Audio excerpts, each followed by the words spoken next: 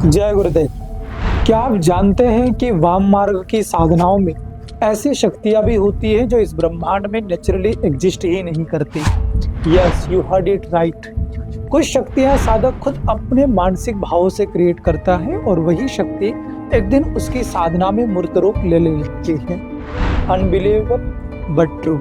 अक्सर लोग ये मान लेते हैं वाम मार्ग मतलब है केवल डार्क और स्कैरी प्रैक्टिसेस जैसे कर्ण पिशाचनी, काम पिशाचनी या काम मोहिनी की सिद्धि।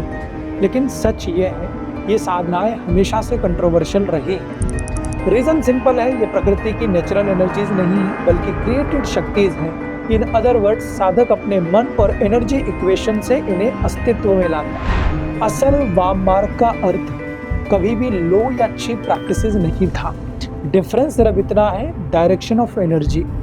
वाम मार्ग की साधना एनर्जी को नीचे से ऊपर उठाती है, जबकि दक्षिण मार्ग की साधना ऊपर से नीचे आती है। और इस वाम मार्ग के असली देवता या शक्तियां हैं भैरव, एग्जिस्टेंस को स्थिर करने वाली एनर्जी; काली, मूलाधार की शक्ति; दुर्गा, स्वादिष्टान की ऊर्जा; लक्ष्मी, मणिपुर की शक्ति; प्राणेश्वरी, अनाहत की ऊर्जा; सरस्वती, भाव चक्र की शक्ति; गणेश, आज्ञा चक्र की एनर्जी; रुद्र, त्रिनेत्र की शक्ति; पार्वती, सहस्रार की एनर्जी; और सती, शिखादीप की शक्ति।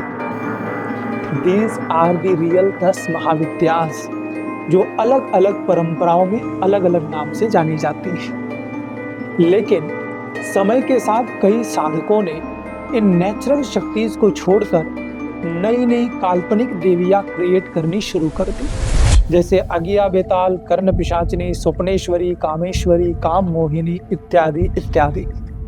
अब सवाल ये है, जो है ही नहीं वो कैसे उत्पन्न हो सकता है? आंसर है थ्रू भाव और एनर्जी इक्वेशंस। जो भी भाव साधक अपने मन में गहराई से रखता है उसी के अनुसार एक एनर्जी पैटर्न बनता है। जितना गहरा भाव उतना स्थायी पैटर्न, और फिर वही शक्ति रियल फॉर्म में सामने आती है। This is the secret techniques of siddhi. इसी वजह से इन शक्तियों की साधनाएं हमेशा कंट्रोवर्शियल रही, क्योंकि इनके भाव अक्सर टेरिफाइंग और डेंजरस होते हैं। बहुत से संतों और महात्माओं ने इनकी आलोचना की, सेइंग दैट ये साधक के मेंटल लेवल को गिरा सकती है। बट स्टिल इनका योगदान तंत्र विज्ञान में डिनाई नहीं किया जा सकता।